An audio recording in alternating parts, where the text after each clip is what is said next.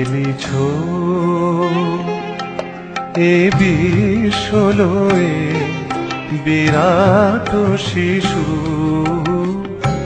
আনমনে খেলিছ। পৃথিবীর বুকে কত অজানা বিষয় লুকিয়ে রয়েছে তা আমরা জানতে পারি না, কিন্তু বিজ্ঞানীদের জন্য আমরা এই অপার বিস্ময় প্রাকৃতিক কারণগুলো কিন্তু সত্যি জানতে পারি। কল্পনা করুন তো, বরফে ঢাকা এক অতি ভয়ঙ্কর শীতল মরুভূমি, যেখানে জীবন নেই, যেখানে কোনো প্রাণের স্পন্দন নেই, কিন্তু সেই শ্বেত শুভ্র মরুভূমির বুক চিরে বেরিয়ে আসছে রক্তের মতো লাল জল, ঠিক যেন বরফের হৃদয় বিদীর্ণ করে গল গল করে বেরিয়ে আসছে রক্ত।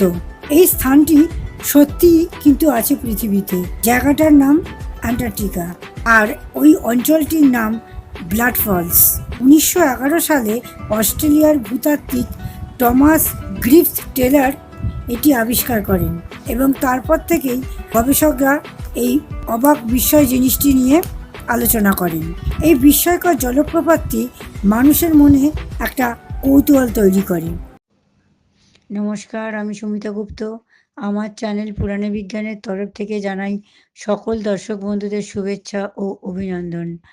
আমার ভিডিও যদি আপনাদের ভালো লাগে তাহলে লাইক, সাবস্ক্রাইব করবেন এবং পাশে থাকা বেল আইকনটা প্রেস করে দেবেন। এবার ফিরে আসি আসল কথায়।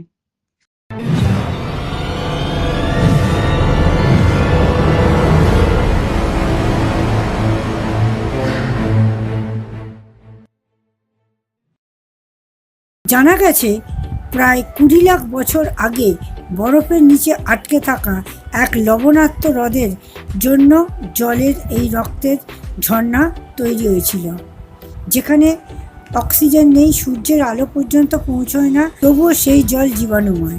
যেখানে বিরল জীবাণুর অস্তিত্ব পাওয়া যায়, সেই লবণাক্ত জলে থাকা আয়রন যখন বাতাসের সংস্পর্শে আসে তখন মরচের মতো রাসায়নিক প্রতিক্রিয়ায় জল রক্তের মতো লাল হয়ে ওঠে। কিন্তু রহস্য এখানেই শেষ নয়। এত গভীর বরফের নিচে আটকে থেকেও কিভাবে সেই জলপ্রপাতটা টিকে রয়েছে? সত্যি কি জীবাণুগুলো আজও বেঁচে আছে?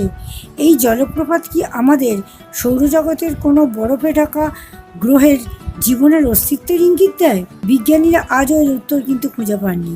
ব্লাড ফলস যেন পৃথিবীর বুকে এক রহস্যময় ক্ষত, যার ভেতরে লুকিয়ে রয়েছে এক ভয়ঙ্কর অজানা গল্প। আজ এই পর্যন্ত। নমস্কার।